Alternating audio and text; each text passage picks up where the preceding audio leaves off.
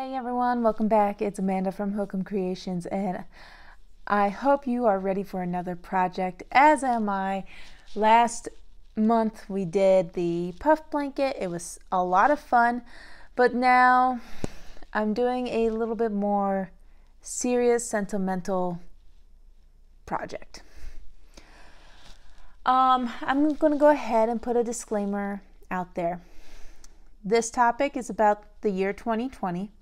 We all had our moment with 2020, but I'm a military spouse.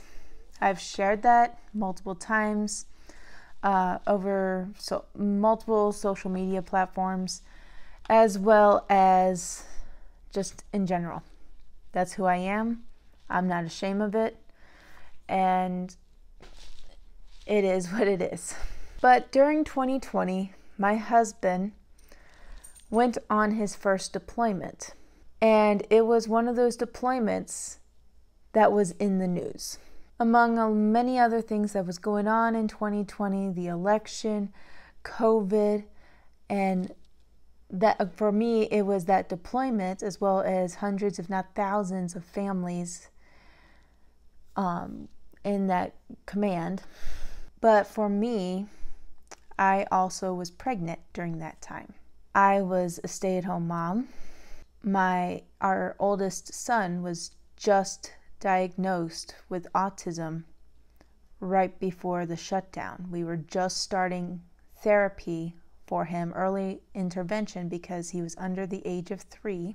We were just getting things started when everything shut down. I'm going to continue on with the story, but if this is too much for you, I will put a timestamp at the bottom of the screen as well as in the description to tell you where to jump ahead to when I'm done with the story. But this project, the story is wrapped around it. So if you can stick around for that story, great. If not, I understand completely. So like I said, my husband was deployed, I was pregnant, and this was our first deployment. My husband was only in for less than 3 years. He enlisted, went through boot camp, went through his training. His training took almost 2 years to do. And then he got his orders and we moved. The summer of 2019, we moved. And we celebrated our son's first birthday that summer as well. And it was great. We got to spend time with family, got to celebrate his birthday before moving to the Pacific Northwest and get really into living here. My husband was talking to me at one point saying like, hey, you should consider an actual job. But for some reason, I did think about it. I actually did think about like getting a job that wasn't knitting and crocheting, running my little small business here. But for some reason, something inside me said, don't apply, don't send out your resume, don't do anything. I finally just told him, I was like, something inside me says not to do it. Don't not apply, don't look for jobs, don't do anything. And he was like, okay, I'll respect your choice on that. And I was like, well, save us money on childcare for sure. It's really expensive. Childcare is really, really expensive.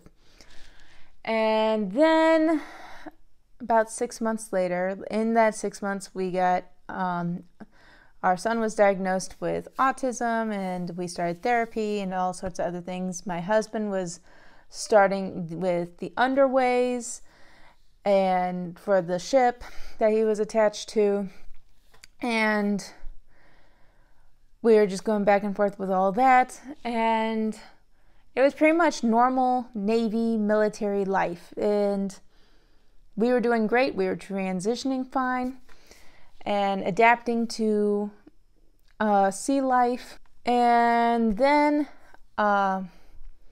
he returned home after one underway, and we were excited he was going to be home for a couple weeks because he was gone for like 6 weeks And about a couple weeks after he came home, I found out that I was pregnant. So he came home, and then a couple weeks after he came home, I took a pregnancy test and found out I was pregnant. And we were excited. We were actually planning for this baby, and it was all going great. And right around that time, that's when COVID was kicking in, and all the schools shut down. Everything was shut down. All of the military were considered essential workers, so they had to go into work. Thankfully for his department, they decided that it was duty section only, which I am very grateful that we got that extra time, because the next thing that came up was he got orders to the ship to quarantine because they were about to go back out for an underway, but this time they weren't coming back. This was the last underway before going on deployment. So they decided to get everybody on the ship, get everybody quarantined. They were pierside for 3 weeks. They couldn't leave the ship. They couldn't do anything other than doing their jobs. And then eventually they pulled out and left for the training, left for their underway. It was hard, that deployment, that underway. Right before he left, we did one last goodbye, and I kid you not, our goodbye was, I was down on the pier in front of the ship, and he was at the top of the ship saying goodbye to me, and we were on the phone with each other. And that was it. That was our goodbye. No hugs, no kisses, just talking to each other on the phone and seeing each other from a distance. So deployment went, and obviously this deployment was in the news. It was in the media. Everyone had their eyes on it, as well as the election and COVID and many other things that was going on in the world. I'm not going to get into all the details about this deployment. There was at one point in the media that said the ship was coming home, but we didn't get the official word from our ombudsman saying that the ship was coming home. And then the next thing you know, they said in the media that the ship wasn't coming home. It was turning around and going back to where it was. Meanwhile, I was pregnant. I gave birth. I literally had to call my husband on the phone to tell him that his son had arrived and that he was born and that we're good, we're healthy, everyone's okay. And when he was on the phone with me, I could tell he was exhausted. He was tired. And while on the phone with me, he was able to hear our son cry. And he tried talking to him and telling him, like, hey, I'm your daddy. I can't wait to come home and hold you and all this stuff. What we didn't know then, we thought he was going to be home literally right before Christmas. We were told he would be home by Christmas. And then a week after my son was born, we get a message from the command saying they're not coming home, and we don't know when they're coming home. This did a number on all of us, every single one of us. This was not the news that the command wanted to share. This is not the news that the FRG or the ombudsman team wanted to share. This was not news that nobody wants to share at all. Was I mad? Was I upset? Absolutely. Absolutely. I was upset. I was mad. At the time, I was hormonal. It was right before the holidays. My parents were in town to visit and help me with the new baby. I was on the phone with my husband. We were on the phone with each other, and I said, babe, I need to go home. I cannot stay here. I need to go home. And my mom was talking to my dad, and she even said, we cannot leave our daughter like this. We cannot leave her here with a newborn baby and a toddler when she just got this news. We cannot leave her alone. So we made the decision. We packed up my car.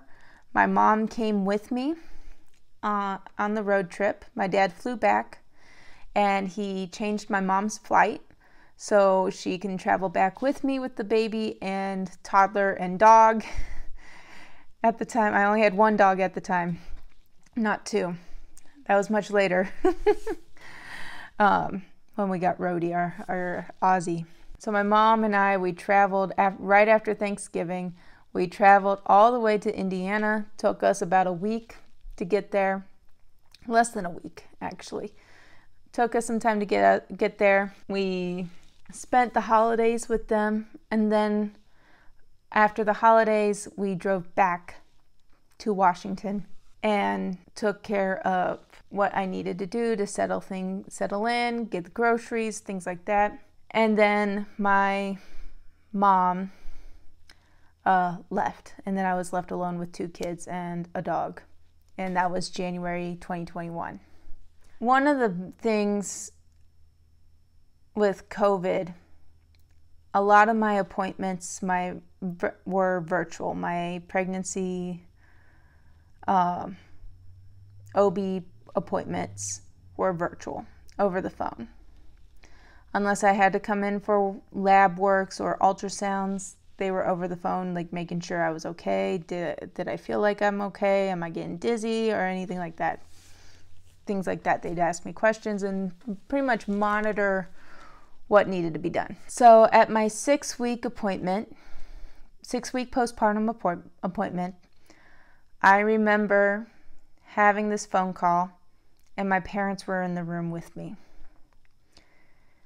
And of course, my parents are sitting there. I'm having this phone call. They're asking me to rate the scale. And I completely lied on the test. I don't like to lie, but I didn't want them to worry about me. I should not have lied. I should have gotten the help I needed, but I didn't. I was afraid that I was going to show that I was weak. I will say, even though I didn't get the help then, at that moment in time, I did get help later. So after coming home and just readjusting to life in general, having a newborn, having a toddler, and a dog, I tried to get us outside to do activities, hiking, etc., but it still wasn't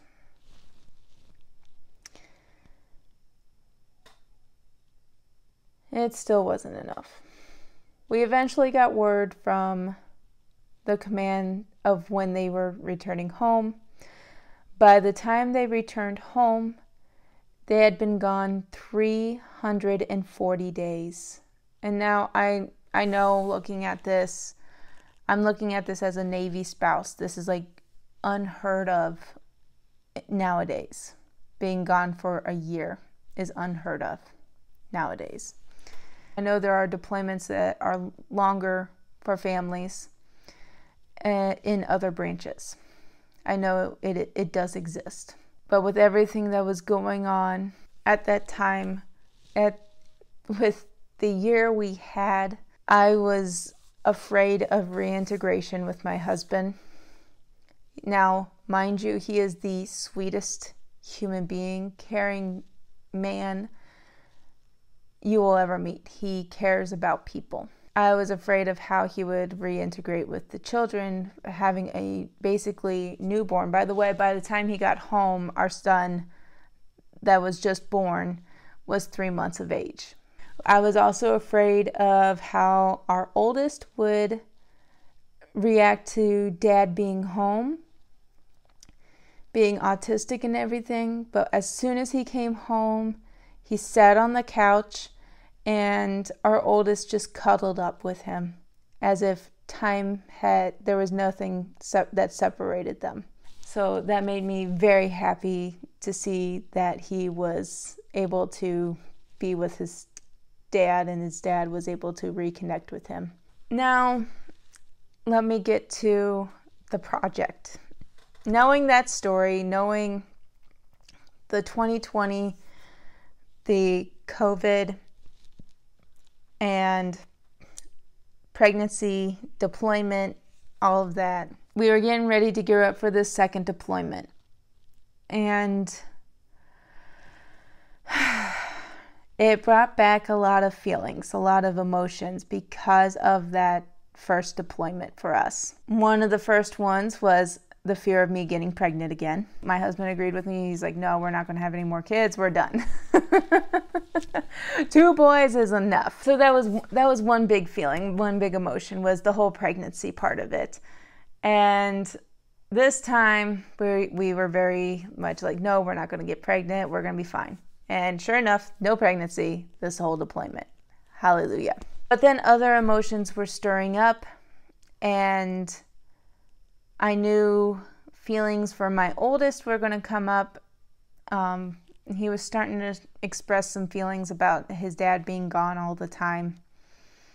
And thankfully, the Navy has a support center called Fleet and Family, and they offer child counseling for children. And they have child counselors that work with kids and just help them work through deployments. And that was a big one for us. We got them in, and I met with the counselor, just me and her. And I was sitting in the chair. I was holding back tears because I was drained.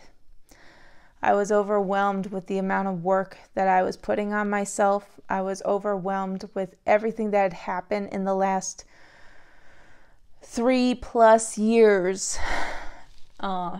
And she goes, you know, we offer counseling to spouses, right? And I'm like, yeah, but I'm fine. And she goes, no, you're not. So at the beginning of this second deployment, I started counseling. I started refocusing on myself.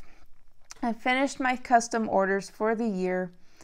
And this last year, these last 6 months have been more focused on me.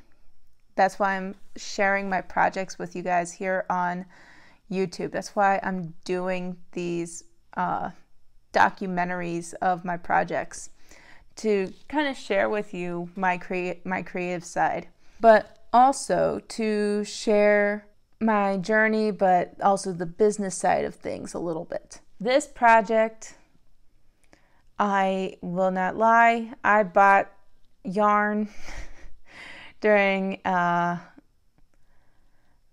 Black Friday sale. It was Hobie yarn. I bought on a Black Friday sale. And when I started the project, there was no intention of me sharing this project with the world. It was just going to be a me project. And this, over some time and thinking about it, I said, you know what? I'm going to share it with everybody and share my journey, share my story about this. And this is going to be my deployment project. So this shawl, I am calling Wrapped in Your Arms the deployment shawl. I get a lot of stress and anxiety. And one of the things that calms me down is getting a hug from my husband. But when he's gone on deployments and underways, there's no way for him to give me a hug. We do have photo blankets of each other. That's a funny story. That's a story for another time. But I got this yarn, and I'll share that in the next video. And I started this project over Christmas break. And of course, I did not record the very beginning of it because, like I said, the intention of me sharing it wasn't there at the very beginning. So there's a good chunk of it missing from the very beginning, but I'm going to try and fill you in the next couple of videos. I hope you will follow along with this journey. I know this is a really heavy story, a very heavy understanding behind this shawl, but I hope that you can join us and join me on this journey. Be sure to like, subscribe, and follow along. Leave a comment if you want to, and I hope to see you at the next video. Until next time, happy crafting.